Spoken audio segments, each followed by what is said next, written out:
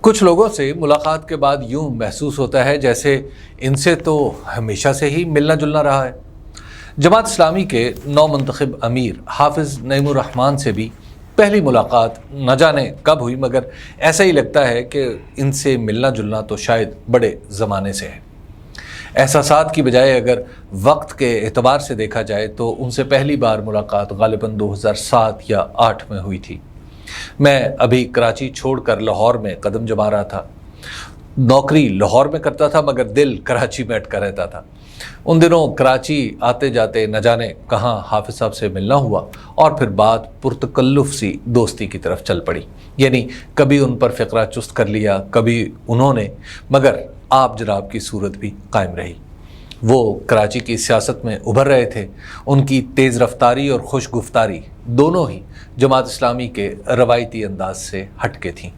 وہ جماعت اسلامی کو زمینی سیاسی حقائق سے جوڑنا چاہتے تھے، مگر جماعت اپنا علمی سیاسی انداز چھوڑنے کے لیے تیار نہیں تھی۔ ابتدا میں مجھے لگتا تھا کہ شاید حافظ صاحب کچھ عرصے بعد جماعت اسلامی کے سرگرم رکن کی بجائے محض ہمدرد بن کر گوشہ نشینی اختیار کر لیں گے، جیسا کہ ان سے پہلے والے کئی لوگ اختیار کر چکے تھے۔ میرا یہ خیال غلط نکلا۔ حافظ صاحب نے جماعت اسلامی کے بے لچک ڈھانچے میں ہی اپنی جگہ بنانے کے لیے محنت کرنا شروع کر دی۔ میں نے انہیں کئی بار کہا کہ آپ نے اگر سیاست ہی کرنی ہے تو عروج کا راستہ اپنائیے اور کسی ملک گیر سیاسی جماعت کا حصہ بن جائیے۔ حافظ صاحب نے ہمیشہ ہنس کر کہا کہ میں نظریاتی خلا میں نہیں رہ سکتا۔ میرا مسئلہ حصول اقتدار نہیں، اصلاح ریاست ہے۔ میں ہمیشہ ان کی بات سن کر خاموش ہو گیا۔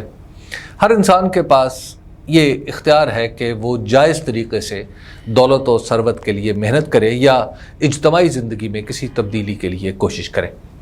حافظ نعیم الرحمن نے اجتماعی زندگی کو اپنے نظریات کے مطابق ڈھالنے کے لیے جمہوری جدوجہد کا راستہ اپنا رکھا ہے۔ اس کے لیے ذاتی طور پر انہیں کتنی بڑی قربانی دینا پڑی، وہ انہی کا حصہ ہے۔ ایک انجینئر ہونے کے ناطے وہ اپنی توانائی اسی پیشے میں لگا دیتے تو ان کی بے پناہ ترقی میں کوئی شک نہیں تھا، لیکن انہوں نے اس پیشے سے جڑی معاشی ترقی کو بالکل ہی نظر انداز کر دیا۔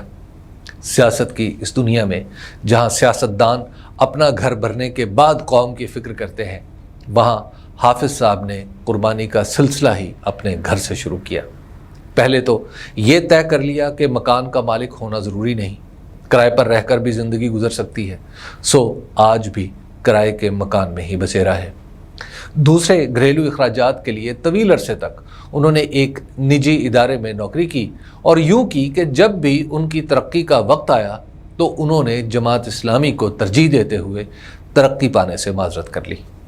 یہ نکتہ وہی لوگ سمجھ سکتے ہیں جنہیں خود نجی اداروں میں نوکری کرنے کا تجربہ ہے۔ اس طرح کی نوکریوں میں ترقی کے ساتھ بہت سی مالی منفعت بھی جڑی ہوتی ہے۔ ان فوائد کو ٹھکرانا معمولی بات نہیں، وہ بھی جماعت اسلامی جیسی سیاسی جماعت کے لیے جس کا اقتدار میں آنا ہی امکانات سے باہر کی بات لگتی ہے۔ اپنی فکر کی آبیاری کے لیے یہ قربانی دینا، یقین مانیے، حافظ نعیم الرحمن کی ہی ہمت ہے۔